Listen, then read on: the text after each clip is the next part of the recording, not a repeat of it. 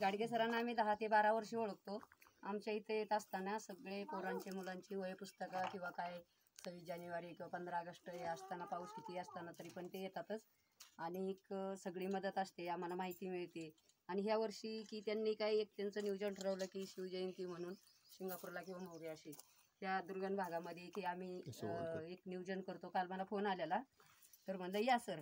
मग हे असं त्यांचा कार्यक्रम आमच्या दिवशी कधी की ह्या ठिकाणी झालेला होता असं आम्हाला काहीच नाही. या सरांनी त्यांच्या अभिमानाने त्यांनी ठेवून शनी आम्हाला एक हे करून फोन वगैरे करून मध्यस्थी येऊन सगळ्या जणांनी आम्ही कार्यक्रम छोटासा. तुम्ही बोलता का ताई? बोला बोला असं बोला की नाही बोललं पाहिजे ना. अजून बोलते कोण? बोला बोला आजी बोला. तुम्ही लहान कन्याचं बोला म्हणजे खुर्ची दिली वगैरे असं बोला. नाही बोला की येत नाही मग कशाला. तर ही अपंग कन्या आहे. तिचं नाव काय? नंदा. संपूर्ण नाव? नंदा मालू कचरे.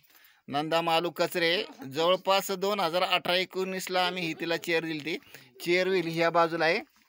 तर अशी ही परिस्थिती होती की तिला म्हणजे बघा लक्षात घ्या की या ठिकाणी शहरी भागामध्ये मुलीचा अर्भक आहे ते तिला तिथल्या तिथंच ते म्हणजे मारलं जातं पोटात असताना. परंतु अशी एक छोटी मुलगी आहे की तिला त्या मातेनं त्या ठिकाणी तिला जन्म देऊन तिचं अगदी 15-16 वर्षाचे तिचं ती संगोपन करत आहे. म्हणजे एवढी हालाकीची परिस्थिती आहे. पण माणुसकी कशी जपली पाहिजे, आपलं मूल कसं जपलं पाहिजे असं एक इथलं एक सिंगापूरचं उदाहरण आहे. खरंच तुम्हाला शतशः प्रमाण तुम्ही करताय ते तुमच्या मुलीसाठी ते खूप महत्त्वाचं आहे. आणि याच्यापासून संपूर्ण मातेने या ठिकाणी तो आदर्श घेतला पाहिजे. तर बरीच अशी छोटी मुलं आहेत. तर त्यांच्यासाठी सुद्धा आम्ही साहित्य आणलेले, फळं आणलेली आहेत, चॉकलेट वगैरे आणलेले, बिस्किटचे पुडे आणलेले आहेत. तर हा एक अभिनव उपक्रम आहे. छत्रपती शिवाजी महाराजांची जयंती या ठिकाणी जो सिंगापूर मोरी आहे, लिंगाणा किल्ला आहे, या पुढे गेल्यानंतर रायगड किल्ला आहे.